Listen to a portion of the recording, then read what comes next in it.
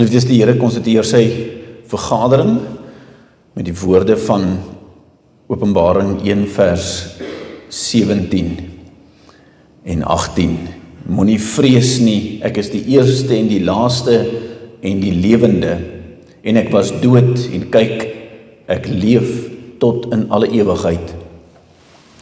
Genade en vrede word aan die geskenk van God ons Vader en van Jesus Christus ons Here, deur die kragtige werking van die Heilige Gees. Amen. Geliefdes, die Here spreek vanoggend met ons uit Openbaring 1 verse 9 tot 20. Ons gaan hierdie Pinksterreeks eintlik vanoggend begin met hierdie gedeelte en dan Sondagoggend aand en dan tot Donderdag aand gaan ons na die 7 briewe aan die 7 gemeentes van Klein-Asië kyk. Ons tema vir die reeks is dan ook die Here van die heerlikheid of Jesus Christus wat sy bruid bewaar. En daarom wat ons hier begin waar ons vanoggend stil staan by die Here van die heerlikheid wat midde in sy kerk is. Kom ons lees van vers 9 af. Ek, Johannes, julle broeder en deelgenoot in die verdrukking en in die koninkryk en lydsaamheid van Jesus Christus, was op die eiland wat Patmos genoem word, terwille van die woord van God en om die getuienis van Jesus Christus.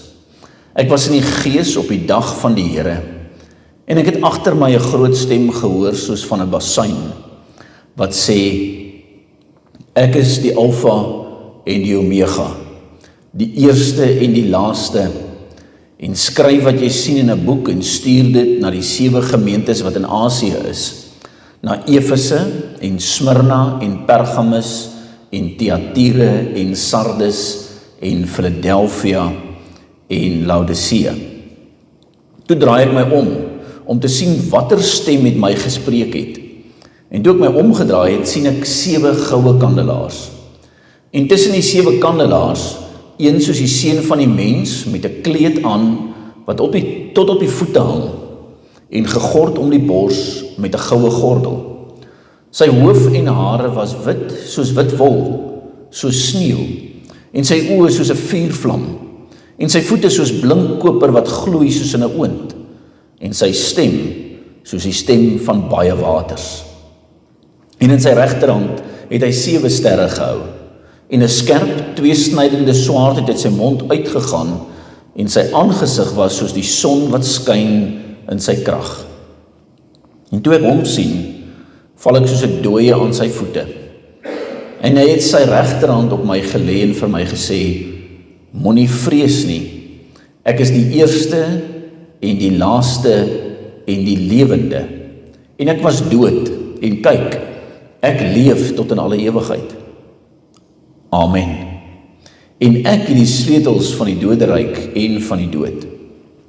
Skryf die dinge op wat jy gesien het, die wat is, sowel as die wat gaan gebeur.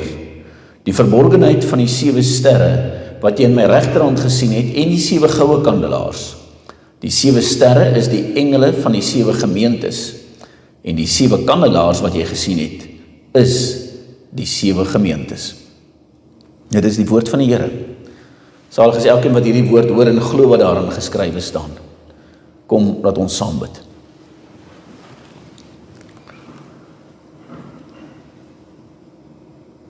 Majesteit, glansryke heerlikheid, Here almagtig, U wat is en wat was en wat kom, wie se heerlikheid tot in ewigheid is. Aan U wil ons vandag ook die lof en die eer en die aanbidding bring. Ons wil U verheerlik en U vereer, omdat U goed is, omdat U genade met ons is, omdat U ons verlosser Jesus Christus op sy troon in die hemel verhef het, vanwaar hy regeer oor sy ganse skepping. Ja, Here, U wat vir hom alle mag in hemel en op aarde gegee het. Aan U kom ons lof toe vandag, en ons wil U aanbid as ons Vader, wat verhewe is en in heerlikheid oor ons waak en ons beskerm. En ons wil U kom aanbid as die een wat vir ons 'n koning gegee het om oor ons te heers, om ons te bewaak en te versorg. En daarom, Here, wil ons kom feesvier op hierdie oggend, en wil ons kom juig en kom jubel in U, en wil ons U aanbid as ons Vader.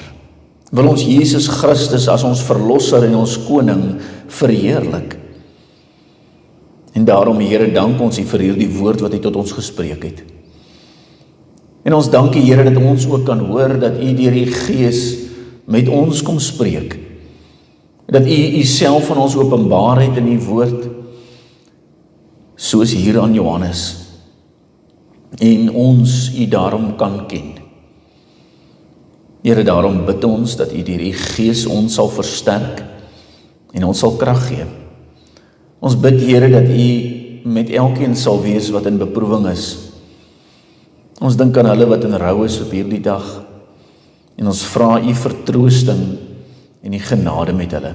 Ook dat hierdie woord vir Frank sal tot troos wees, en hy ook versterk word in die geloof.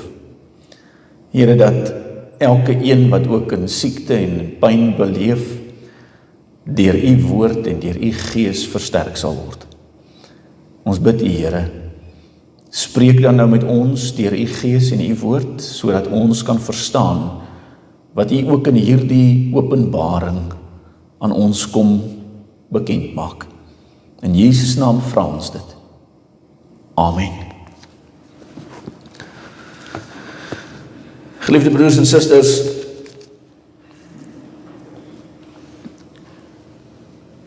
ons teksverse is die heel laaste gedeelte van vers 20. En dan die gedeelte waarin die seun beskryf word van vers 12 af. Toe draai ek my om te sien wat stem met my gespreek het, en toe ek my omgedraai het, sien ek 7 goue kandelaars. En tussen die 7 kandelaars, een soos die seun van die mens met 'n kleed aan, wat het op die voete hang, en gegord om sy bors met 'n goue gordel.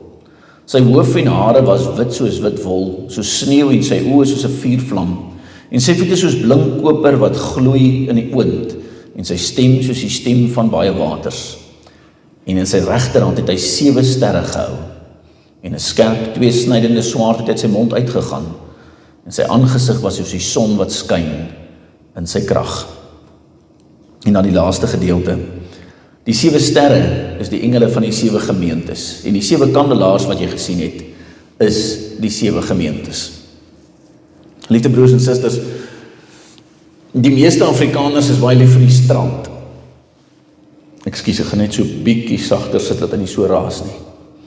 Is baie lief vir die strand en is daarvoor lief om daar op die strand te gaan sit en oor die see uit te tuur en net rustig te raak. En in ons beeld is die Griekse eilande die idilliese plek van vakansie hou. Die plek waar 'n mens daar in Mediterrane lekker klimaat rustig kan gaan sit. Maar as Johannes beskryf wat gebeur op die eiland Patmos, kry ons 'n totaal ander beeld. Die eiland Patmos is een van daardie klein Griekse eilandjies in die Egeïese See tussen die Griekse vasteland en Asië. Of Klein Asië soos wat dit in daardie tyd bekend gestaan het.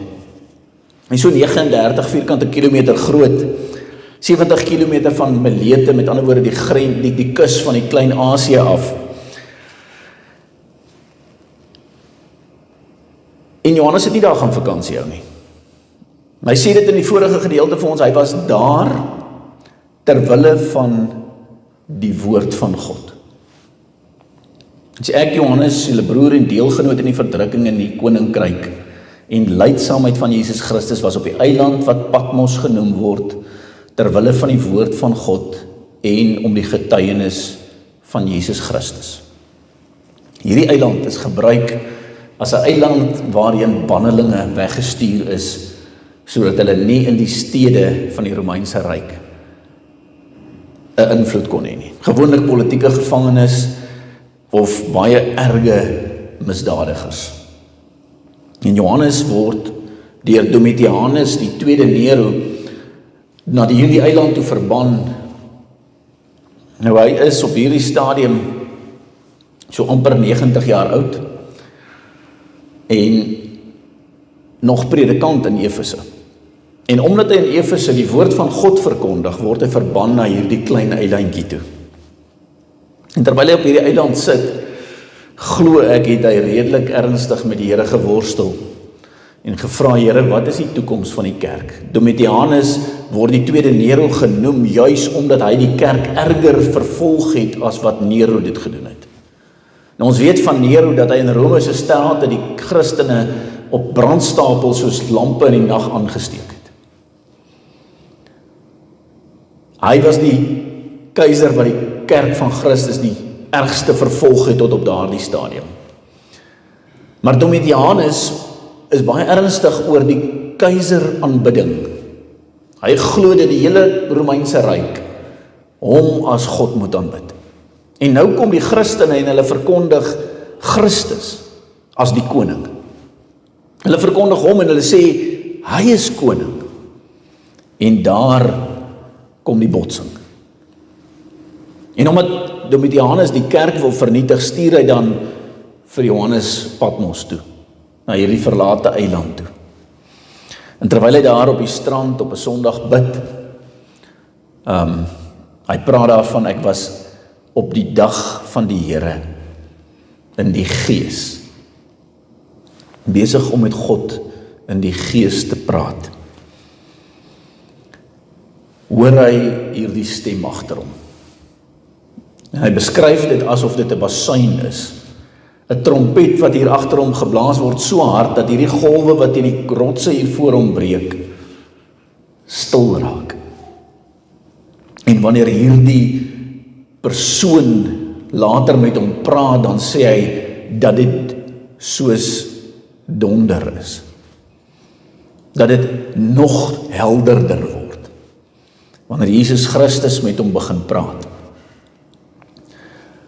As hy omdraai, dan sien hy hierdie majestueuse beeld. En as ons hierdie beeld vat en ons gaan terug in die Ou Testament in, dan sien ons wat hy bedoel met hierdie beskrywing. Hy sien 'n magtige koning, maar 'n hoëpriester in dieselfde tyd. Tussen die kandelaars, een soos die seun van die mens, met 'n kleed aan wat tot op die voete hang, gegord om die bors met 'n goue gordel. Hierdie is die beeld wat hy sien. Terugverwysend na Daniël 7, waar die oue van daar op die troon gaan sit, met sy wit hare en sy koninklike kleed. En dan beskryf Daniël hoe dat hy die seun van die mens sien kom en op die troon by die oue van daar gaan plaasneem. 'n beskrywing, 'n toekomstige beskrywing van dit wat by die troonbestuiging van Jesus Christus gaan gebeur. Ons het by die Paastyd, het ons Openbaring 5 gelees, en daaruit gehoor hoe dat Jesus Christus eintlik in die troonsaal van die Here aankom. Ons kan sê, Openbaring 5 is die beskrywing van dit wat profeteer is in Daniël 7. En die beskrywing daar, wie is waardig om die boek te neem en die seels te breek? En die ouderling wat sê, die leeu uit die stam van Dawid is waardig. Maar as Johannes kyk, sien hy 'n lam wat geslag is, asof hy geslag is. Hy sien Jesus Christus in sy geofferde liggaam aankom in die troonsaal van God. En God gee daar die boekrol in sy hand en hy sê vir hom, kom sit op my troon. En so kom Daniël se profesie in vervulling met Hemelvaartdag. Maar in Openbaring 1, wanneer Johannes bekommerd is oor die kerk, wanneer Johannes daar alleen op die eiland is, dan kom die Here ook om hom te troos. En hy sien die seun van die mens, maar nou in volle glorie, met sy hoëpriesterlike kleed, met sy goue borsgordel wat die hoëpriester gedra het, en hy sien hom as die Here van die heerlikheid. Hierdie beskrywing wat hy hier van hom gee, is die van iemand wat in mag en in majesteit en in heerlikheid kom optree. En dit is hoekom hy sê, toe ek hom sien, het ek soos 'n dooie voor hom neergeval. Want ek, wie is ek, Johannes, om in sy teenwoordigheid te wees? En dan raak die seun van die mens hom, vat hom op sy skouer, en hy sê vir hom, moenie vrees nie. Moenie vrees nie, want ek het die dood oorwin. Ek is die eerste en die laaste, die lewende, en ek was dood, en kyk, ek lewe tot in alle ewigheid. Hierdie beskrywing wat Jesus van homself gee hier, sê vir ons, in die eerste plek, laat hy ons terugdink aan die ek is uitsprake in die Bybel. Eksodus 6, ek is wat ek is. En Johannes, onthou al die ek is uitsprake wat hy in sy evangelie geskryf het. Ek is die deur. Ek is die brood van die lewe. Ek is die goeie herder.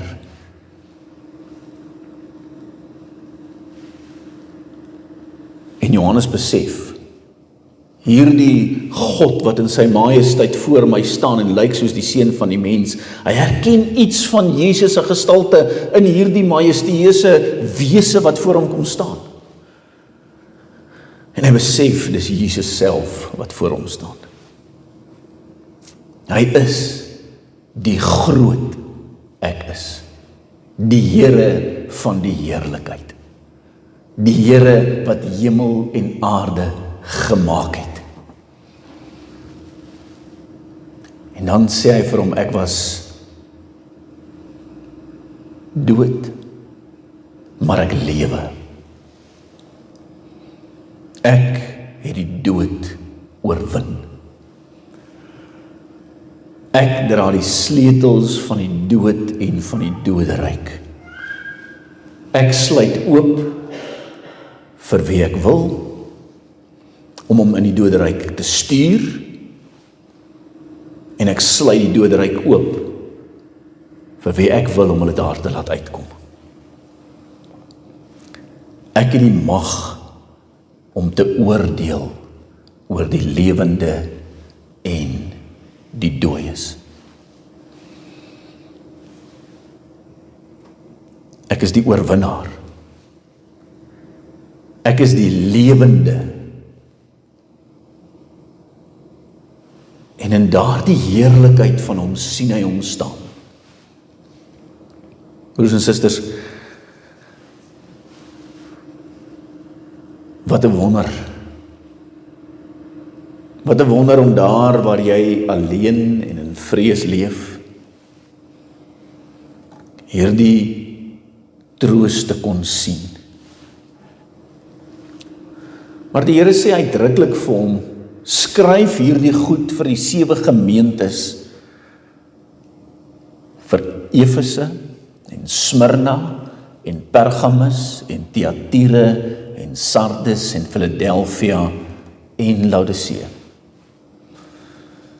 Hierdie 7 gemeentes wat in Klein-Asië was, noem hy op die roete wat Johannes die boodskap sou moes stuur van Efese af, in 'n sirkel tot by Laodicea. En Laodicea en Kolosse is baie naby aan mekaar. Ons weet in die brief aan die Kolossense sê Paulus byvoorbeeld dat die brief wat aan Kolossense gelees word, moet ook in Laodicea gelees word.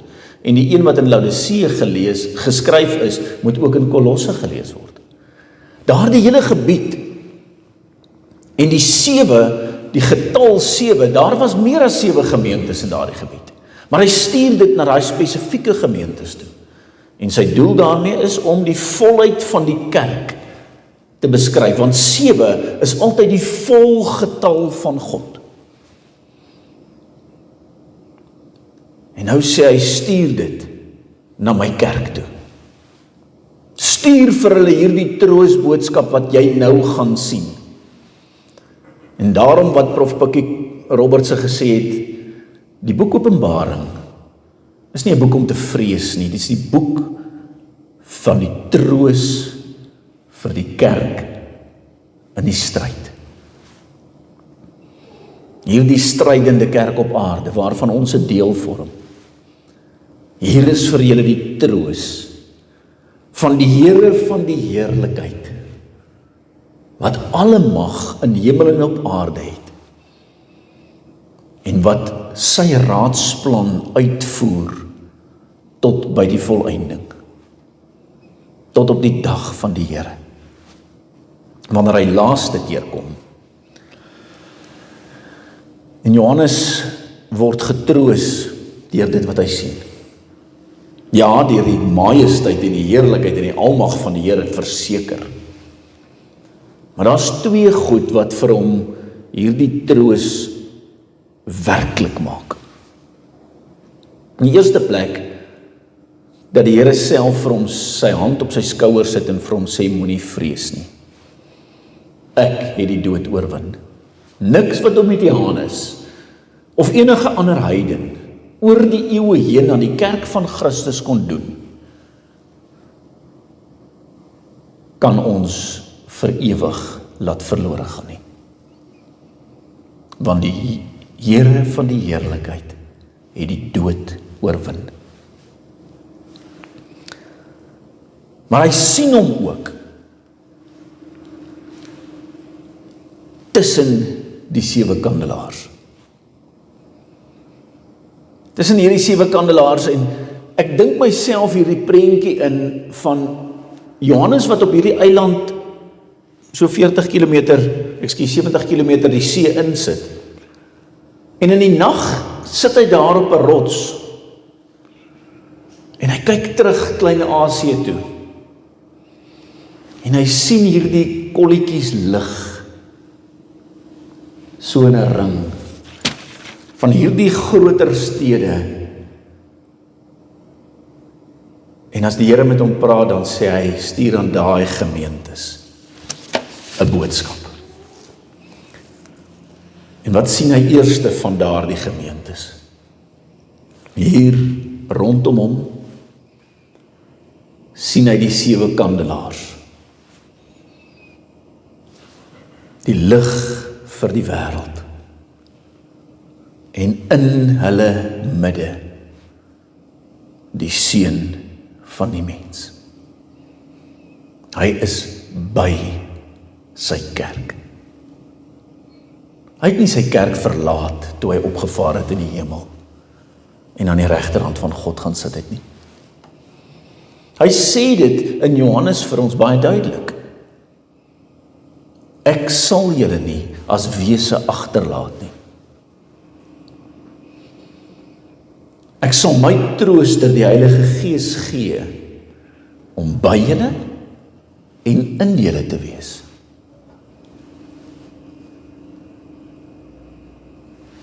En God is deur sy Heilige Gees vandag nog in sy kerk se midde. En as almagtige waak hy oor sy kerk. Hy is koning. Hierdie koning-priester wat Hebreërs vir ons sê, die koning-priester van Salem 'n voorskou van was, is die een wat in sy kerk werk. Is die een wat sy kerk bewaar en beskerm. En dan sien Johannes hom ook met die 7 sterre in sy regterhand.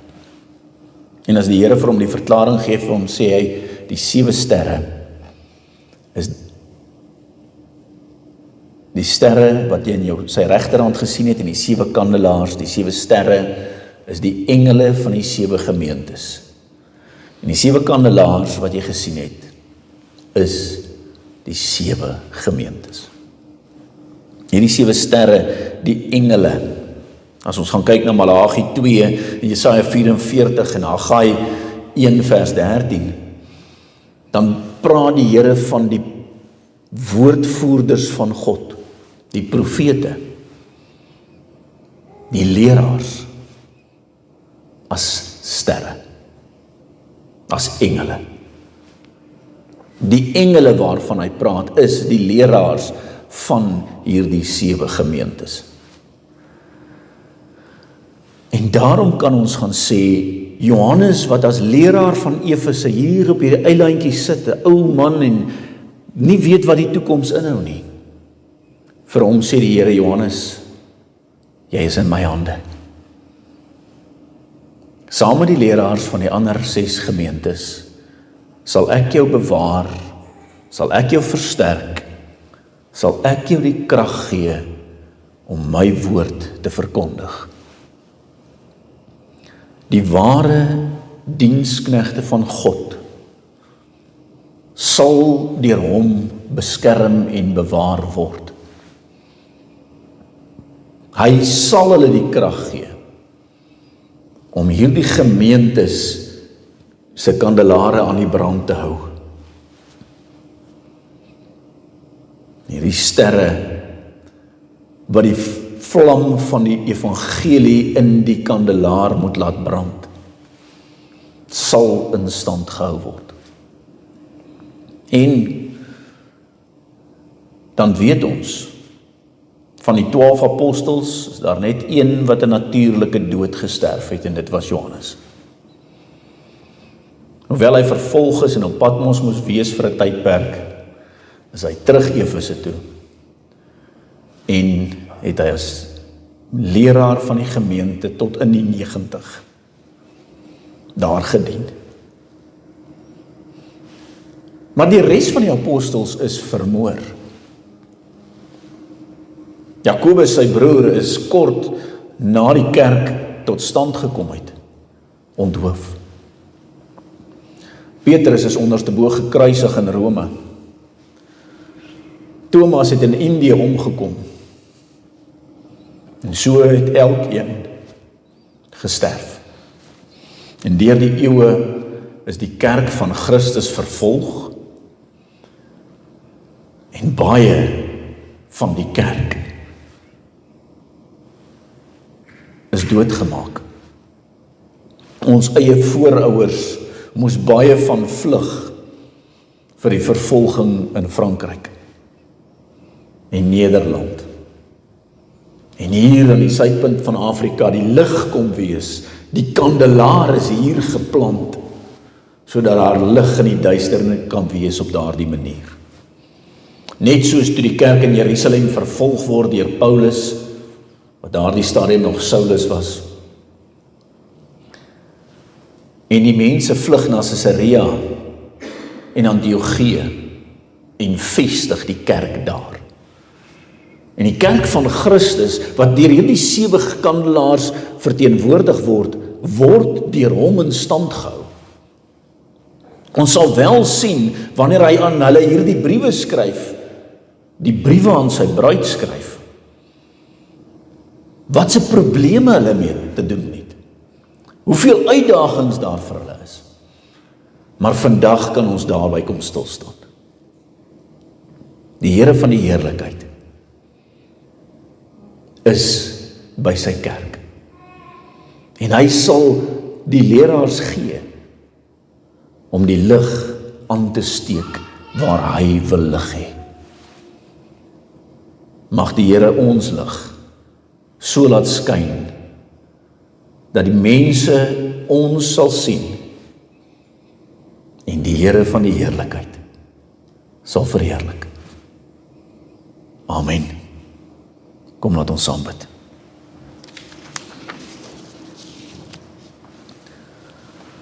Onse Vader wat in die hemel is, Here, wat 'n wonderlike genadegawe om U woord te kan hê, om te kan hoor dat U die almagtige en ewige God by U kerk is. Dat U ons nie alleen gelaat het nie, en ons nooit alleen sal laat nie. Dat U met ons sal wees deur al die uitdagings en die beproewings waarmee ons te kamp het. Deur al die aanslae van die bose wat mag kom. Dat ons nie hoef te vrees nie, maar getroos kan wees. Want U het die dood oorwin. U het die sleutels van die dood en van die doderyk. En U lewe tot in ewigheid. Versterk ons daarom in die geloof om in hierdie troos te kan lewe, om te kan uitsien na U wederkoms en saam met die kerk van die eeue te roep, kom Here Jesus, kom gou. Ja Here, maar ons weet dat U ons ook 'n opdrag gegee het om lig in hierdie duisternis te wees. Om die Here van die heerlikheid te verkondig. Ja Here, gee daarom dat U heerlikheid deur ons sal skyn. Daarom bid ons vir elke leraar wat U in getrouheid wil dien. Wat aan U afhanklik is. Dat U elke leraar sal versterk en sal krag gee om U woord suiwer en opreg te verkondig, sodat die lig deur hom sal skyn, soos 'n ster in die donker nag.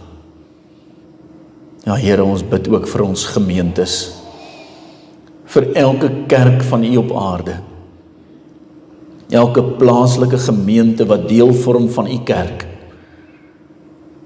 Here, dat ons werklik U as die Here van die heerlikheid sal verheerlik. Dat die lig van U kandelare sal skyn oor die wêreld heen, sodat hulle U lig kan sien. Want in U lig sien ons die lig. Ons bid dit in Jesus Christus, ons Verlosser se naam alleen. Amen. Die genade van ons Here Jesus Christus, die liefde van God ons Vader en die gemeenskap met die Heilige Gees, sy met elkeen van u. Amen.